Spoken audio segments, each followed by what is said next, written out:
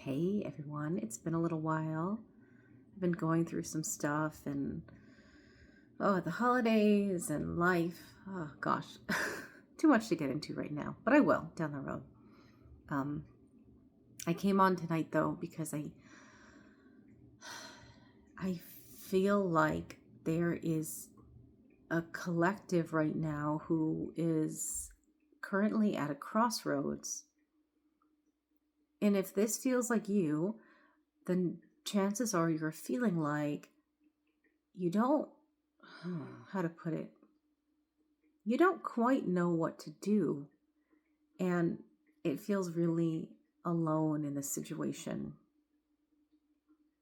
This is someone who might even normally find themselves not struggling with heart centric decisions because you're very good at turning inward and even asking your higher self, like, what should I do? And getting an answer back. But now it's like your higher self is like, I don't know, what do you want to do? And the thing is, you're in a situation which for the first time hasn't happened before. Literally, like you don't have a previous life to draw upon for I'll say wisdom, because I think you can always pull wisdom from any life experience, but maybe from you're not finding any similar examples to pull from in even in the well of your higher self. It's like you're a new territory. And so in a way, you're experiencing thank you. Yeah, you're experiencing what it actually feels like to live as your higher self moment by moment, which is to say, acting from your heart's true desire rather than even feeling the need to go, quote unquote, elsewhere, ask a guide, ask, some separate part of yourself that you consider not, you for guidance, or to lead you or to make the decision for you. This is one of the first times of many when you get to decide without any external factors. And that's kind of the point, because the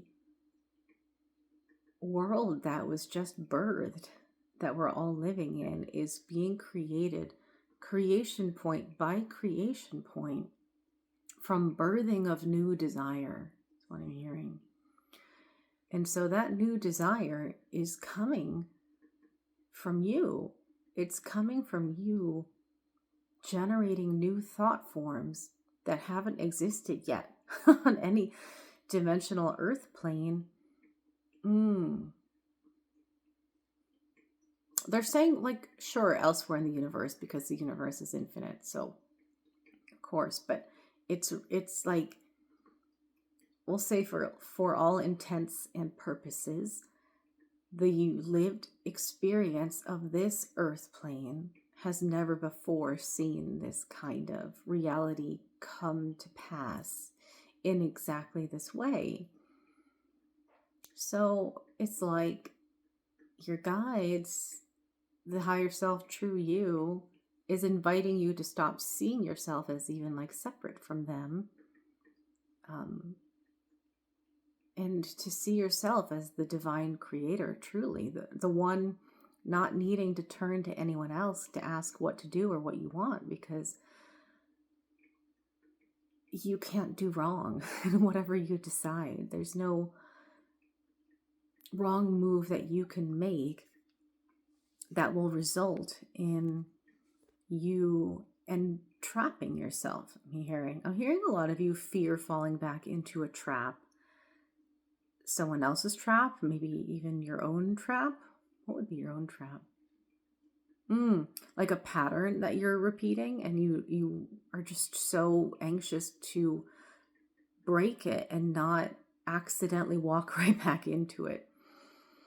But they're saying that's not really possible. Even if, say, you make a decision that's seemingly, like, on the surface puts you back in like a scenario or an environment that you have experienced before and you did not like. And you're like, oh, I didn't mean to do this again. It's going to become so apparent to you so quickly that you find it very easy, like water rolling off a duck's back. Like you can like shake it off and get out of that quickly.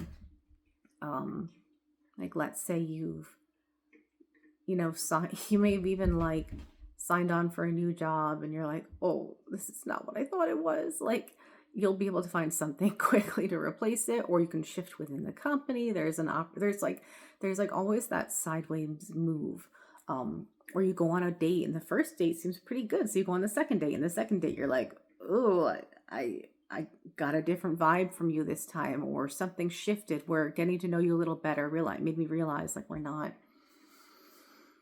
on the same wavelength. Like it's they're saying that part of the scariness of sovereignty is learning to recognize that you can pivot at any moment and breaking yourself free from the social learned constraints that have taught us we are not free to pivot. And it doesn't mean throwing out society or being hyper independent or, not respecting social ties. In fact, it's quite the opposite. The more you adhere to your inner heart's wisdom and knowing and let that guide you, you're going to just find that you naturally already are drawn to and draw like-minded individuals. Not even like-minded. Like, we need a different phrase. We need new language. New language is coming, guys. But like-hearted people whose hearts resonate with yours over minds. Okay, right? Because we're moving out of the realm of the mind. The mind can project false images. But the heart wisdom will triumph over everything. That is where you are going to be more and more drawn to connect with people. And so those connections through your feeling are going to give you a level of reassurance of rightness and rightedness that you have never experienced before in your personal life, professional life, friendships, romantic relationships, financial agreements and partnerships, communities and towns.